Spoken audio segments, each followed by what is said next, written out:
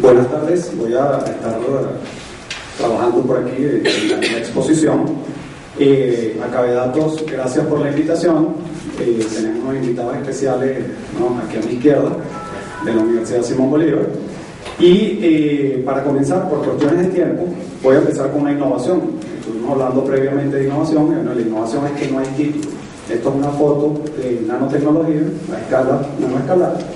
Y como se dijo en la previa, el título de la presentación es Convergencia Tecnológica, escenarios actuales y futuros, donde vamos a estar proyectados en el horizonte temporales, en el 2030, en el 2050, y voy a navegar sobre la exposición de Anwar Hashmi, que toca algunos puntos similares a lo que yo presenté en estas láminas que vamos a ir viendo.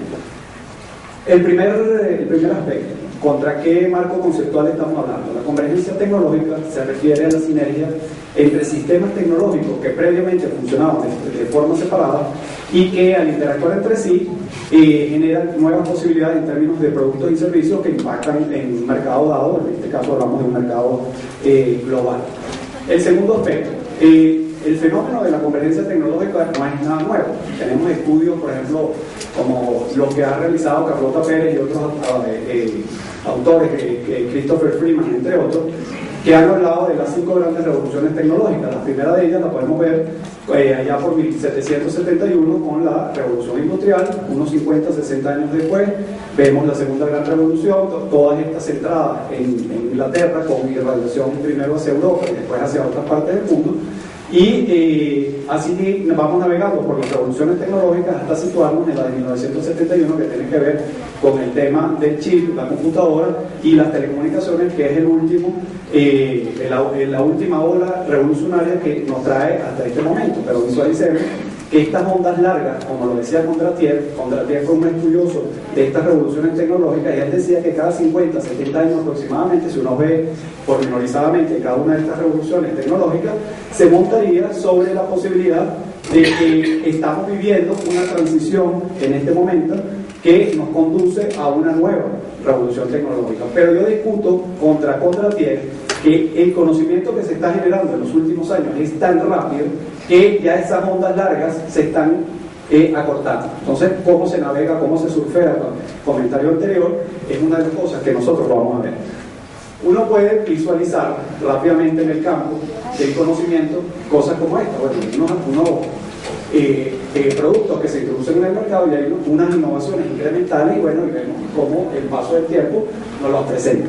Pero el tema que estamos discutiendo acá es mucho más profundo que esto, y además tocó aspectos que yo voy a mencionar, pero me aproximo de una manera distinta. Las innovaciones o las tecnologías disruptivas nos llevan a innovaciones radicales que tienen que ver con estos paradigmas, o estos cambios paradigmáticos que ha vivido la sociedad en su conjunto. Pero la generación de nuevo conocimiento, como lo vemos actualmente, significa que si nosotros revisamos todo de la construcción de producción hasta el momento, toda la historia de la humanidad, estamos viendo la punta del iceberg. En distintos estudios por especialistas se proyecta que cada 4 años aproximadamente se está duplicando la generación de nuevos conocimientos. Por eso hay una explosión actualmente en términos de grandes posibilidades que nos ofrecen las tecnologías, y en este caso, cuando están convergiendo, es un aspecto que está explotando por algo que mencionaban hoy temprano, que es el tema de trabajar a nanoescala. Pero el tema de la nanoescala es que se está dando desde hace unos 15-20 años para acá, porque ya tenemos algunas tecnologías que nos permiten bajar a ese nivel de trabajo, y eso tiene implicaciones de distinta naturaleza. El asunto tiene también que ver con la era que estamos viviendo. Se habla de la era digital. La era digital tiene algunas definiciones, se habla de la sociedad de información, se habla de la sociedad del conocimiento, pero dado el ritmo de cambio que estamos visualizando actualmente, ya van a quedar trascendidas en el tiempo. Cuando uno revisa la literatura, hoy Anwar mencionaba el famoso triángulo de Sábato, cuando relacionaba el sector productor de conocimiento, el ámbito donde se produce conocimiento, que son los centros de investigación, los institutos de investigación, las universidades per se, y tiene una relación, o debería tener una relación, tender puentes con las políticas públicas, es decir, del gobierno, y evidentemente con el mercado, principalmente con las firmas, con las empresas. Esas interacciones tienen una explicación teórica por detrás, y desde el triángulo de Sábato, ya por el 68 hasta la actualidad, ha habido cambio de piel desde el punto de vista teórico. Gibbons y su equipo habla del modo 1 y el modo 2 de conocimiento. En el modo 1, el modo tradicional, los investigadores en su laboratorio hacen su trabajo y eso impacta en unos artículos y en unas patentes, y eventualmente eso tiene algún uso, una aplicación en la resolución de problemas o en avance de productos y servicios. El modo 2, Gibbons dice, bueno, ya esto está trascendido en el tiempo y ahora se habla de trabajar en el contexto de las aplicaciones interdisciplinariamente, interinstitucionalmente, y yo le agrego a eso un valor añadido que sería la innovación abierta, que es un elemento que está latiendo muy importante y que de alguna manera se mencionó con los ejemplos de las exposiciones anteriores, pero es cómo tú interactúas con más gente en más sitios con el uso de fundamentalmente la internet, el uso de las telecomunicaciones. Entonces, el asunto, el telón de fondo de toda esta discusión que estamos viviendo hoy en día tiene mucho que ver con esta convergencia tecnológica que se convierte en un tsunami tecnocientífico que nos está invadiendo, y muchas de las personas que estamos viviendo esto no nos estamos dando cuenta. Entonces, a mí me gustaría visualizar un poco todo el término de las condiciones mundiales y de las posibilidades que se generan. Yo que trabajo con el tema de la movilidad y la diáspora intelectual, me dice, bueno, pero se están jugando los teóricos científicos más importantes de este país. Primero, eso no es cierto, porque uno no puede determinar quiénes son o quiénes saben más, salvo los que tienen premio por la o una cosa esta que tiene algún indicador que los coloque de esa manera. Pero el tema es que nosotros no necesitamos estar físicamente en Venezuela, podemos estar en cualquier parte del mundo e interactuar virtualmente, y eso es una ventaja que no teníamos unas décadas atrás. El asunto de discusión acá tiene que ver con la convergencia tecnológica, específicamente con lo nano, lo bio, lo info y lo cogno. Entonces, la nanotecnología, la biotecnología, la tecnología de información y comunicación y las ciencias cognitivas interactuando. En la ecuación tú puedes despejar el tema de los nanomateriales, que es fundamental entenderlo de esta perspectiva, y todas esas interconexiones que se dan, porque esos son basados en algunos proyectos que se han venido desarrollando en los últimos años, el caso de los Estados Unidos, o el caso de síntesis biosistémica desde la perspectiva de Canadá, o más recientemente el documento que sale de la Unión Europea, que es un documento visualizando cómo mejorar las capacidades de las sociedades europeas fundamentalmente. Entonces, el asunto que estamos discutiendo no es trivial. Veamos aquí un tsunami tecnocientífico pasando por encima, ¿verdad?, de una pareja que está en el borde de la playa, y ellos están simplemente visualizando allí y no se están dando cuenta, sino que en el momento que les llega, un poco de los ejemplos anteriores, porque la visualización que se tiene de la evolución del conocimiento, como diría un amigo mío, ¿no?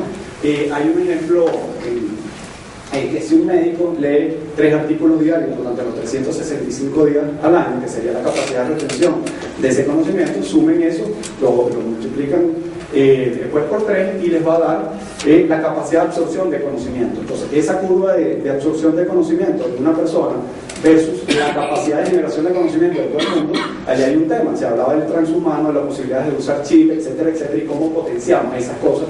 Es un tema a discutir, simplemente para que lo tengan ahí en el tintero a medida que evoluciona la exposición. Seguimos viendo algunas imágenes con respecto a lo que es la nanociencia y la nanotecnología, que es otro fenómeno que me gustaría comentar. Como se está generando conocimiento, antes era el conocimiento científico fundamental, ¿no?, el conocimiento básico, que es lo físico, lo químico, etcétera, etcétera, y había una transformación al tema del conocimiento aplicado, y eventualmente eso llegaba a productos del mercado, y entonces era lo que se conocía como el proceso lineal de pensamiento, donde tenías que hacer la ciencia fundamental, después la ciencia aplicada y después la innovación. Eso quedó trascendido en el tiempo, y evidentemente tú impactas en distintos momentos, y es un círculo virtuoso que se va retroalimentando continuamente porque se va generando conocimiento de distintas maneras. Esta primera parte de la presentación es simplemente para ver cómo propositivamente, ¿verdad?, las propuestas de mejora de la humanidad en términos de cerrar esas brechas con respecto a los que menos tienen o los que más problemas tienen, se genera con los grandes dilemas de la humanidad. Entonces hay una versión de que el conocimiento se genera y que ese conocimiento va a tener un impacto social muy importante, y la realidad es otra. Hoy vemos que hay múltiples problemas en la sociedad global. Vemos posibilidades de guerra, gente con hambruna, cada vez los que más tienen consumen más de los productos a nivel mundial, y nos vamos a parar aquí. Resulta que si uno revisa los estudios desde el año 1950 hasta la actualidad, la tasa de crecimiento poblacional indica que si seguimos en este orden de magnitud, vamos a llegar al año 2050 a tener aproximadamente 12.000 millones de personas sobre el planeta Tierra. Significa, ¿no?, que eso va a traer grandes desequilibrios sociales porque cada vez tenemos menos productos. Pero además de eso, el asunto de la población tiene que ver que la UNESCO hace año y medio, algo más de 2 años, habían establecido que habíamos llegado a 7.000 millones de personas sobre nuestro planeta Tierra. Entonces esos grandes desequilibrios tienen mucho que ver con los desechos tecnológicos, con los problemas que tenemos de contaminación, que no solamente afectan a el planeta Tierra, sino que vemos la contaminación en los ríos, en los mares, vemos la contaminación en el aire, la capa de ozono que se mencionó, el problema de la tierra y las posibilidades de generar nuevos productos a través del uso y el reciclaje de cada uno de ellos, y los recursos, la verdad es que los recursos renovables y no renovables los estamos utilizando por encima de la capacidad de reinserción en el producto. Entonces ahí hay un tema de ese consumo masivo y de los dilemas, los grandes dilemas del siglo XXI, porque la tecnología convergente se nos vende como la gran promesa de la resolución de todos los problemas de la humanidad, pero es que así se nos vendió en las 5 revoluciones anteriores que no mencioné por cuestiones de tiempo, ustedes pueden profundizar, los que la conocen, y los que no, pueden ir revisando para entender un poco cómo estos grandes patrones paradigmáticos que han ido cambiando la situación de la humanidad tienen que ver con implicaciones de esta naturaleza. En uno de los estudios que tuve que hacer sobre los científicos y tecnólogos venezolanos, porque para que ustedes sepan, Venezuela fue un país de inmigración entre el año 36 y el año 82, y ahora somos un país emigratorio, fundamentalmente de gente personal altamente calificado. Resulta que en el censo del año 36 encontramos que Venezuela aproximadamente, los números exactos no los recuerdo, eran algo como 3.2 millones de personas, pero no solamente eran los chiquitos del país y los graves problemas que teníamos con enfermedades endémicas, etcétera, etcétera, sino que la tasa de mortalidad o el promedio de muerte de cada una de las personas era aproximadamente 32 años. Hoy en día, ¿no?, muerte natural, no vamos a hablar de los otros problemas sociales que tenemos en Venezuela, la muerte natural tiene un promedio de 72 años. Pero es que las grandes promesas de la convergencia tecnológica que nos hablaban más temprano, resulta que dice, bueno, que nosotros podíamos llegar a vivir 120 años, 150 años, de mantenerse este mismo patrón de posibilidad. Y ¿cuándo se van a jubilar ustedes? Díganme. Pues ahora nos jubilamos a los 56 las mujeres, a los 60 los hombres, a los 60 y 65, dependiendo en qué país estemos. ¿Hasta dónde trabajaríamos? ¿Qué tipo de trabajo estaríamos realizando nosotros entre 20, 25, 30 años, los que lleguemos a esos años, y los que no lleguemos, bueno, ahí hay otro tipo de cosas, pero se nos venden una cantidad de posibilidades, ¿no?, que están por detrás del conocimiento que se está generando continuamente en la humanidad. Entonces ahí hay un tema muy importante. Aquí vamos a ver la lámina de los desechos tecnológicos que se producen y me voy a detener aquí. Seguimos exprimiendo nuestro planeta Tierra continuamente. Entonces siempre los recursos renovables, pero los no renovables también seguimos exprimiéndolo, y cada vez hay un mayor crecimiento poblacional, y entonces encontramos hechos como estos. Dice la literatura, los especialistas en ese tema señalan que el 20% de los países de mayor desarrollo consumen aproximadamente el 80% de lo que se produce en el resto del mundo. Imagínense las desigualdades que se crean allí y cómo estas promesas, con el avance del conocimiento, dicen nosotros podemos ayudar a que esa brecha se vaya cerrando. Es promesa, es cierto, hay parte y parte, estamos en un camino que nos lleva hacia allá. Ahí hay un tema de discusión de fondo que tiene que intentar responder cada uno de nosotros, porque hay distintas visiones además del mundo. Esta es la herramienta que les quería mencionar sobre los desechos tecnológicos que se crean. Entonces, fíjense, yo quiero situarme en un punto de realidad que nos impulse a explicar un poco dónde está el mundo. Fíjense esta lámina. No me voy a poner a explicar todos los números, pero me voy a detener acá. Por un lado tenemos arriba los Estados Unidos. Voy a colocar un país intermedio como España, para no lo había mencionado, un país como Chile, mucho más pequeño que Venezuela, y después voy a centrarme en el caso venezolano. Y lo voy a hacer desde el concepto del Sistema Nacional de Innovación o en el Plan de Ciencia y Tecnología 2004-2030, el gobierno actual, que hablan de Sistema Nacional de Ciencia, Tecnología e Innovación. O sea, que es el mismo concepto, Carlota Pérez y Freeman lo introdujeron en el año 1987 por primera vez y ha tenido distintas evoluciones. Bueno, y es la red articulada de actores de una sociedad que interactúan a favor del crecimiento y la mejora del nivel y calidad de vida de cada uno de los pobladores. Entonces, cuando hablo de Sistema Nacional de Innovación me refiero a que todo sistema debe tener un ingreso, o sea, un gobierno o empresas que aportan capital para hacer investigación. El segundo indicador es un porcentaje sobre los recursos financieros destinados a actividades de ciencia y tecnología sobre el Producto Interno Bruto de cada país, es lo que yo llamo un indicador mentiroso. Yo digo un indicador mentiroso, pues no puedo decir cuánto gana un profesor universitario porque daría vergüenza en este país, pero le puedo decir que lo que él gana es el PIB, el porcentaje que él invierte en ciencia y tecnología referente a su cuenta bancaria, o de un gobierno o de una empresa. Y yo lo que gano en una universidad es mi esfuerzo. Entonces este es un porcentaje destinado al esfuerzo, porque no es lo mismo el PIB de los Estados Unidos que el PIB de Haití, por ejemplo, ¿no? Entonces, de esa perspectiva sería un indicador mentiroso, pero sí nos da un indicador del esfuerzo sostenido que hace un país, una región, en inversión, en investigación y desarrollo, más innovación, que es un tema importante en el curso de lo que estamos hablando. Y además de eso, nos va a indicar un poco cómo se mantiene esto. Después hay un tercer indicador, que es el número de graduados en las universidades de cada uno de esos países. Después, los graduados en términos de doctores o PhD equivalente a doctores. Después el personal de ciencia y tecnología, y después publicaciones, ¿no? Indizadas, y terminamos con patentes solicitadas y patentes concedidas. Pero muy rápidamente, por cuestiones de tiempo. Estados Unidos es un país que tiene un poco más de 300 millones de habitantes, España tiene casi 50 millones de habitantes, Chile es un país pequeño con unos 16, 17 millones de personas, según los datos. Estos son datos de los ONCIT, de los Organismos Nacionales de Ciencia y Tecnología de cada uno de los países. En el caso venezolano es el Observatorio Nacional de Ciencia, Tecnología e Innovación, a través del Ministerio, quien otorga esos datos a la Red Iberoamericana de Indicadores de Ciencia y Tecnología, que a su vez los da al reporte anual de la UNESCO, que es el UNESCO Science Report. Entonces, Estados Unidos invierte en promedio sostenidamente hace más de 25 años entre 2,6 y 2,7% de su PIB en investigación y desarrollo, como se dijo.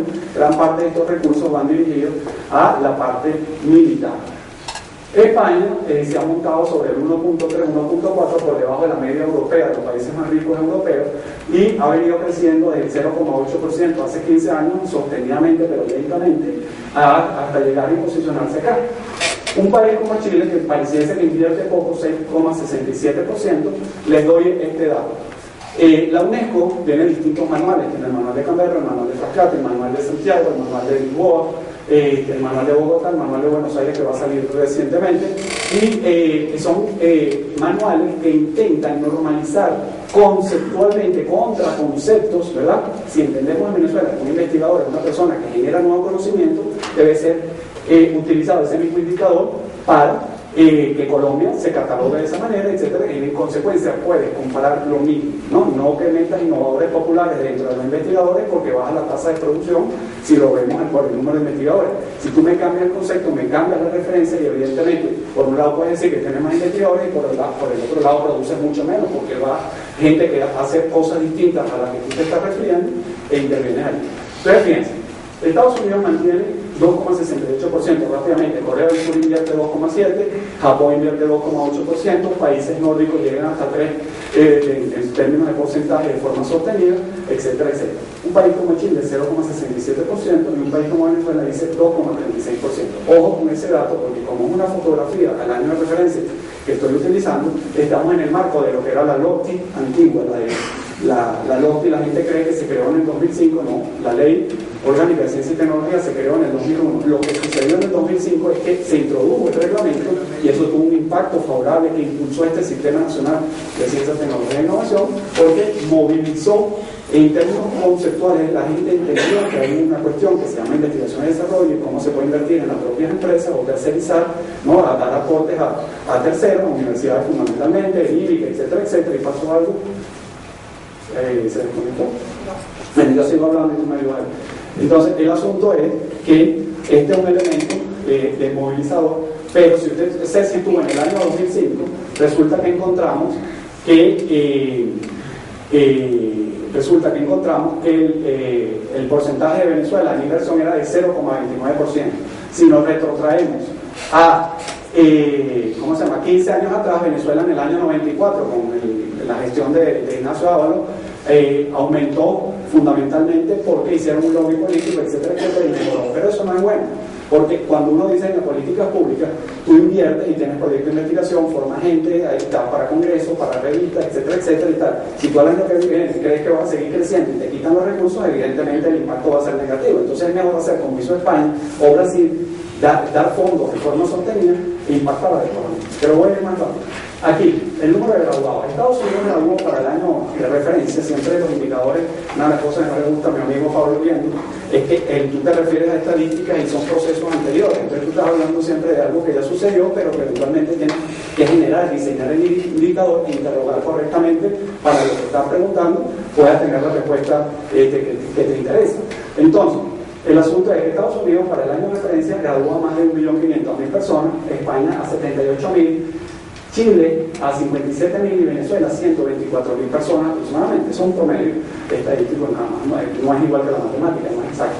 Cuando vamos a niveles de PhD, los Estados Unidos para el mismo año egresó de sus universidades e institutos de investigación, en algún caso, de más de 55.000. Fíjense que España tuvo más de 7.000 doctores para el año de referencia, Chile 395 y Venezuela 19. Entonces dirán, ¿qué pasa allí? Estos son datos del propio CIC. Pero les digo, el año anterior fueron 118 doctores que egresaron de nuestras universidades, los programas doctorales de las instituciones en Venezuela.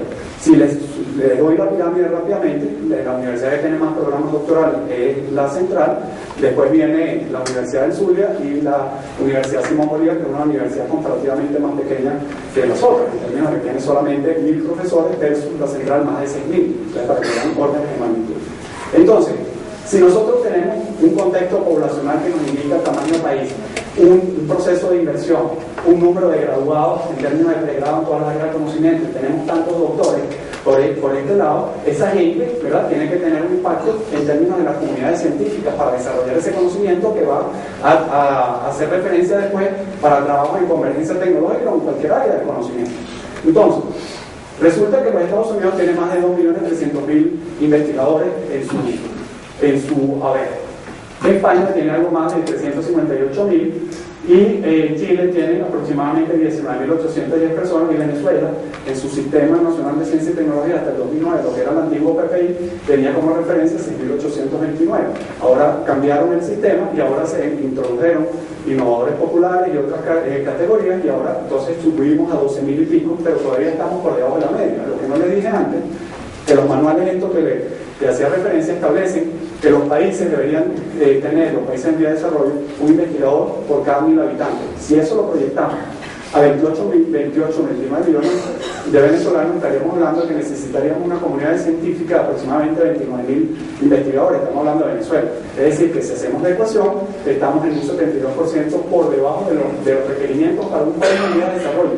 Los países en vía de desarrollo multipliquen eso por 2. Entonces, Estados Unidos, para que ustedes entiendan, tiene aproximadamente el 31% de los científicos de todo el mundo. Pero el otro polo de la triada, que es Europa, ustedes suman a todos los países europeos y estamos hablando del 29% de los investigadores del mundo. Pero si nos vamos al otro polo de la triada del norte, estamos hablando que si ustedes suman Japón, China, India y Corea del Sur, estamos hablando de un 28.5% aproximadamente. Si suman 28.5 más 29.5 más 34, nos da aproximadamente 93% de todos los investigadores que hay en el mundo en este momento trabajando. Entonces, lo que no les dije antes, con el tema de la escala poblacional, te lo digo ahora, el UNESCO Science Report establece aproximadamente hay 7 millones de científicos en el mundo. Entonces, comparemos órdenes de magnitud y producción científica y vectores de conocimiento. ¿Hacia dónde va un país desarrollado, los países intermedios que están haciendo y si nosotros vamos en esa línea o vamos hacia otro lado? Es importante reflexionar. Entonces, gente, contexto, porcentaje de inversión, graduados universitarios, doctores que hacen investigación, en teoría deberían hacerlo, esto es un título de PhD, no una patente de curso para establecer que alguien hace investigación. Después tienes que demostrarlo. en términos de publicación, evaluado por pares, etcétera, etcétera. Algo está pasando, creo que es el timing que yo me tardo ok. Sí, entonces ahí vemos los datos de desarrollo, porque me lo sé más o menos en memoria. El caso de los Estados Unidos. Estados Unidos produce aproximadamente el 27.63% de todos los artículos científicos en el mundo. Ese es un año de referencia. Un país como España produce el 3.45% de los artículos científicos en el mundo. Un país como Chile produce el 0.34% y Venezuela el 0.1%. Pero es que Chile, con 13 millones de personas, 12 millones y tantas de personas menos que nosotros, produce 4 veces más artículos científicos que Venezuela en este momento. Entonces me pueden decir, bueno, es que Venezuela es una migración intelectual, fundamentalmente científica, que están fuera. Sí, pero esto se mantiene desde hace tiempo. Pero si yo proyecto esto, una curva a 20 años atrás, desde el año 90, si ustedes ven los datos del PPI y hay estadísticas que reflejan todo esto, el que las requieran me lo solicitan, con mucho gusto se las envío, establecen que Venezuela estaba por encima de Colombia, por encima de Chile, por encima, muy similar, un poquito por debajo de Argentina, en términos de lo que eran artículos científicos en el año 90. 20 años después, Colombia nos triplica y Chile nos cuadruplica en generación de nuevo conocimiento. Entonces ahí está pasando algo, hay un fenómeno que hay que revisar y que hay que estudiar. Y si vamos a las patentes, no hay patentes solicitadas y patentes concedidas. ¿Por qué existe ese indicador en estos manuales? Una cosa es que usted genere son muy creativos, ¿no? Esta gente de la Simón Bolívar son muy creativos, dice, mira, nosotros queremos patentar porque encontramos tal cosa, muy bien, vamos a establecemos, hacemos búsquedas en el Google, vamos por arriba, como a las 30.000 pies de altura, vamos por encima del Google y rastreamos y pensamos que en ninguna parte del mundo hay algo que yo inventé, o mi equipo inventó, o el equipo inventó. Vamos e intentamos patentarlo, hacemos la solicitud, van al SAPI, el Sistema de Propiedad Intelectual Venezolano, hacen su solicitud, en este caso el SAPI sigue abierto, no sé por qué sigue abierto, porque ya no se patenta, porque el presidente de la República dijo en el año 2006 que conocimiento era libre, que en consecuencia las patentes no tenían posibilidades de existir bajo ese marco. Entonces, fíjense lo que sucede, existe un sistema de propiedad intelectual en el país que recibe la cosa pero nunca te da respuesta. Entonces tenemos 0 patentes comparativamente con los otros países. Ese es otro tema a discutir, pero un tema importante porque estamos hablando de generación de nuevos conocimientos. ¿Ese rojito tiene algo que ver conmigo? ¿Sí? Ok. Entonces, no, pensaba que le estaba echando aire. Ok.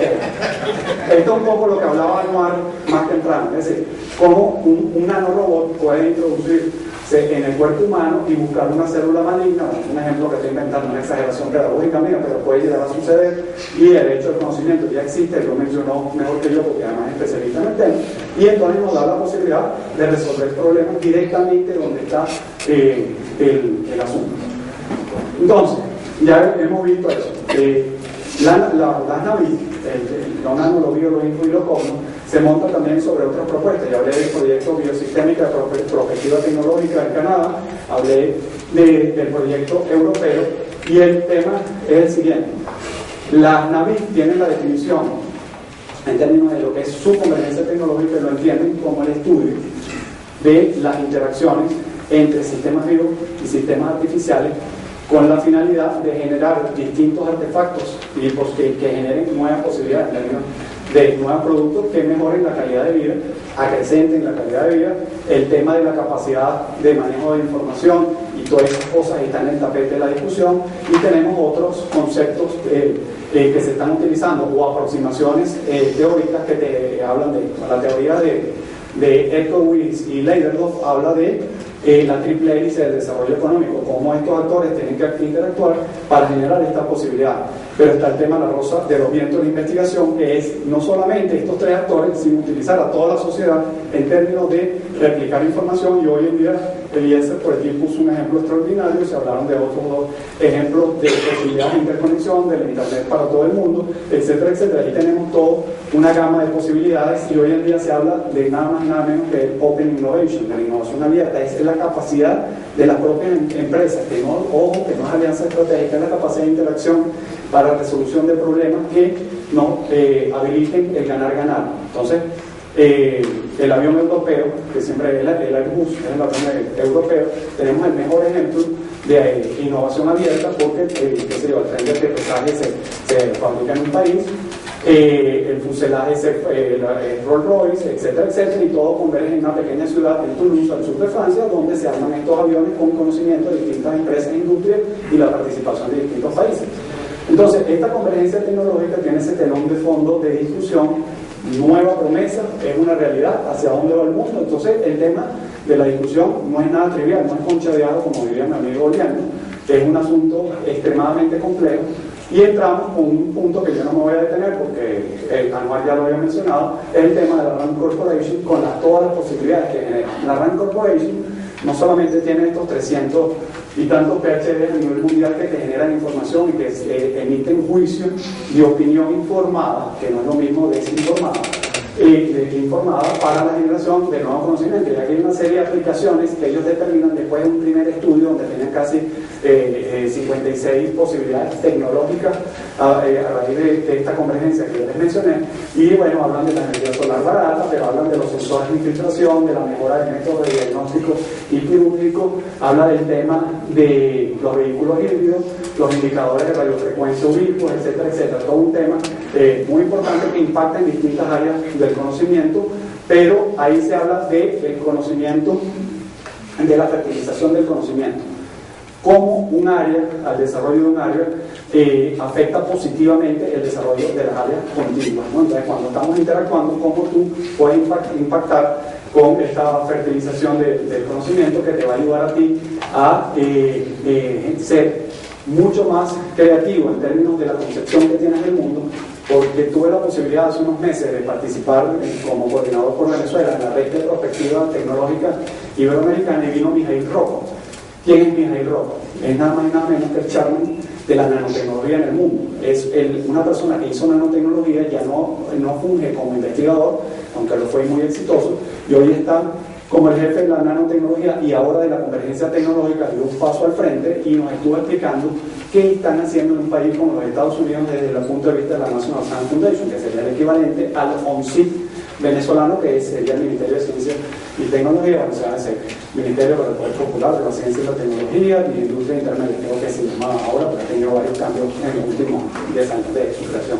El asunto de Rocco establecía que lo siguiente, él decía: ya hemos entendido en los Estados Unidos, y esto es ya para ir cerrando, que si nosotros dominamos el nivel nanoescalar, es tanto como dominar la naturaleza.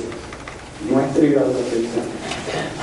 Nos comentaba y decía: el mundo se dirige hacia un nuevo nanoorden económico mundial, es decir, las industrias que no se monten en este negocio de la convergencia tecnológica van a ser barridas del mercado si en los próximos 15, 20, 25 años no se van montando. Pero es que esto no es que tú lo decretas, esto es un proceso de asimilación y de cambio cultural, infocultura institucional, que te va a permitir a ti crear esa nueva conciencia, esa nueva lógica de funcionamiento, ese nuevo sentido común, donde tú comprendes que la interdisciplinariedad es un tema clave en el proceso de aprendizaje de las propias organizaciones. Es un tema importante, ¿no?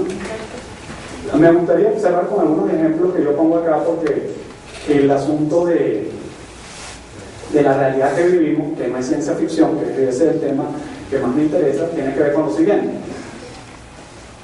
Yo comentaba el otro día en un espacio con unos estudiantes que están haciendo investigación y les decía: bueno, mira, si tú quieres ir a una feria tecnológica al otro lado, a la antípoda de Venezuela, si quieres ir a Tokio, etcétera, etcétera, a Beijing, a donde tú quieras, ya no va a ser necesario agarrar un avioncito para irte a Miami, después en Los Ángeles, después de Cali, 16, 17 horas, etcétera, etcétera. O si quieres ir a Australia o a Nueva Zelanda, tienes que irte a Buenos Aires y después a Santiago de Chile. Sino que ya no van a ser aviones los que vamos a tener, no van a ser naves espaciales que salen de la atmósfera y vuelven a introducirse, y en menos de 2 horas pueden estar del otro lado. Tienes que hablar, tienes que tomar en cuenta que estamos a 12 horas invertidas, y entonces, bueno, si te va en la mañana, ya en la noche, etcétera, etcétera, pero vas a tener la oportunidad de ir y venir en poco tiempo. Esto no es ciencia ficción, ni es Iron Man 3, ni es de ninguna de estas películas que salen, que uno a veces se queda impresionado, pero que te demuestran ejemplos tangibles, ¿no? Como el caso cuando él agarra la computadora, está hablando con ella, y dice: no me interesa esto, y lanza la basura allá, o viaja a las estrellas, etcétera, etcétera. Esto es realidad, porque ya existen los nanomateriales para la construcción de estas cosas. Entonces podemos ver el ejemplo que a mí me gusta colocar es Tiger Woods, no por las cosas que ha hecho, sino por también las que usan ahí. en el sentido de que él usa una franela que hoy en día cuesta, de nanotubo de carbón, que te evapora el sudor, etcétera, etcétera, y tienes unas grandes posibilidades de mantener la temperatura corporal, etcétera, etcétera. Lanzas basura, un helado, cualquier cosa, él lo sopla y se limpia, es decir, no la tienes que lavar, no hay malos olores, aunque tú tengas varios días sin bañarte, etcétera, etcétera.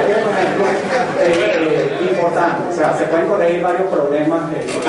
El asunto es que esa franela hoy en día no es comercializable, salvo que alguien tenga con el sueldo de la Universidad Simón Bolívar, no puede, ¿no? Pero entonces, evidentemente, es algo que agarras todo el año, entonces puedas comprar. Pero eventualmente, dentro de 5, 6, 7 años, esa franela costará equivalente a lo que cuestan hoy, $40, $50, $30, etcétera, etcétera. Evidentemente.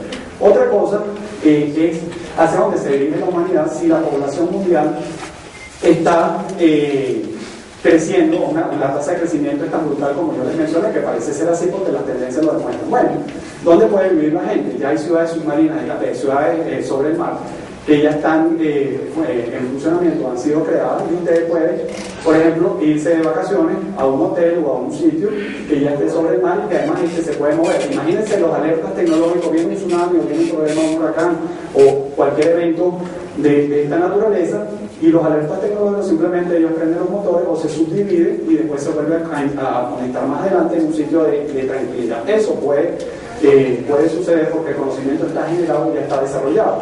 Pero si vamos un poquito más allá, al 2030, al 2040, al 2050, nos podemos encontrar ya ciudades submarinas que por encima del mar ya pueden generar con los rayos solares todo el tema de la alimentación, del desarrollo de productos, etcétera, etcétera, y son autosustentables, autogestionables desde todo punto de vista, desde el agua, la alimentación, este tipo de cosas, pero además tienen interconexión por debajo del mar. Pero si nos vamos un poco más allá, y estaríamos hablando 2050, 2060, 2070, podemos ir de vacaciones a una ciudad espacial. Esto no es viaje a las estrellas. El asunto aquí es que ya puede ser autosustentable y evidentemente ya tenemos ejemplos de gente que pasa una cantidad de meses, inclusive años, fuera del espacio en órbita, pero que pueden ser autosustentables. Entonces, el tema es ficción o es realidad? Esos grandes dilemas de la humanidad del siglo XXI que hoy vivimos porque estamos en el medio del paradigma transicional, como lo diría Carlota Pérez, ¿no? Donde las ventanas de oportunidad, no han mencionado el tema de España. El tema de España tiene una red espectacular, la red Nano Spain, es correcto, ¿no? Pero España no es ni la primera, no es líder en su campo, pero ha utilizado las ventanas de oportunidad, ¿no? Con el tema de la innovación, el tema de las redes de colaboración, los networks, etcétera, etcétera, que se posiciona en áreas donde ellos no tenían ventajas competitivas hace unos años porque no tenían experiencia de estos grandes países que están por detrás. Y digo grandes países no desde la perspectiva capitalista, ¿no? Digo grandes países en el término del desarrollo del conocimiento, que es el tema que nos ocupa hoy, esa productividad de conocimiento, donde, bueno, si tú tienes casi el 30% de la productividad, casi más del 30% de los científicos del mundo concentrados en un país, porque además los fichas, ¿no? Formar un PhD a un doctor puede ser equivalente a 28 o 30 años si ustedes empiezan con en edad temprana, calculen desde el ingreso a la primaria y hagan el output, ¿no? Terminan tu especialización, 19, 20 años, haces tu maestría, haces tu doctorado, y bueno, entonces te estarías graduando. Si mantienes ese número consecutivo de años de estudiantes, puedes tener tu doctorado. O sea, imagínense ustedes lo que es para un país fichar a jóvenes investigadores con título de doctor, 28 o 30 años, vénganse para acá, usted tiene su infraestructura, lo que se llama el capital intelectual, vinculado a 3 patas. El capital humano, la gente, pero lo más importante de cualquier organización, tiene gente con competencias para esa organización, va a tender a desarrollar si trabaja en esa área de competencia. Pero además tiene el capital estructural, necesitas laboratorios, necesitas equipos, necesitas todo tipo de infraestructura que te permita, pero además todas las posibilidades de conexión para que seas exitoso, para que se convierta en un círculo virtuoso. Y necesitas el capital relacional, la capacidad de interrelación a nivel interno, a nivel de ese Sistema Nacional de Ciencia y Tecnología y tus redes internacionales. Por eso es que los países pueden avanzar en mayor o menor medida si las políticas públicas y las políticas empresariales van orientadas a la generación de conocimiento en áreas estratégicas de cada uno de los países. Y eventualmente estos mapas, una de las cosas con las que quiero cerrar es lo que decía Mijaíl Rokh. O sea, nosotros tenemos 20 años pensando cuáles son los títulos de egreso de nuestras instituciones de formación a alto nivel. Entonces ahí ya la gente no se gradúa de físico, no se gradúa de químico, se van a graduar de ingenieros mecatrónicos, se van a graduar con títulos donde la interdisciplinaridad es un punto central. Es decir, los mapas de conocimiento, de asimilación de conocimiento, y lo vemos con los niños hoy en día. Vean a los niños aprendiendo de cualquier cosa, se lo ponen en tiempo real, le ponen un aparato y me lo ponen a mí. Yo puedo tardar 3 días en descifrar qué pasa y ellos en minutos pueden estar ya autogestionando aquella tecnología porque tienen unos mapas distintos a los nuestros. Entonces, esa capacidad de aprendizaje de los niños te permiten a ti creer en una serie de posibilidades de cómo tú puedes enfrentar la educación. La educación de calidad, que es el punto aquí a discutir, la calidad de la educación no es egresar por egresar a gente para darle títulos para salir referenciado en un manual internacional, es la capacidad de generación de conocimiento en esa persona, importante, pero a través de la calidad de la educación, y ahí es el punto diferenciador de uno y otro. Entonces el tema para el cierre es que yo creo en estas cosas y creo que sí, que esos dilemas se pueden, esas brechas que generan esos dilemas que yo mencioné se pueden ir cerrando, pero a través de una fuerte discusión de la sociedad, que sea una sociedad cada vez más informada, que ese conocimiento pueda impactar y que sabemos que todo no es color de rosa, sabemos que hay múltiples problemas. Yo les puedo citar algunos ejemplos acá que impactan con el tema del SIDA, donde ustedes dicen, bueno, pero si esto está resuelto teóricamente en los centros de investigación, ¿por qué siguen las empresas generando una cantidad de productos que van a resolver teóricamente un problema que al final no lo resuelven? Y bueno, ahí hay una tasa de generación de conocimiento de que, bueno, aquí está pasando algo y esto hay que buscar de darle el vuelto, pero es a través de estar informando a la sociedad para que sepa qué es lo que está sucediendo, en algunos casos como ejemplos negativos. Yo creo que son más los ejemplos positivos que los negativos, y ahí hay una reversión de la generación de ese conocimiento. Entonces, fíjense, yo quiero cerrar aquí pensando en este futuro, de cuánto vamos a vivir,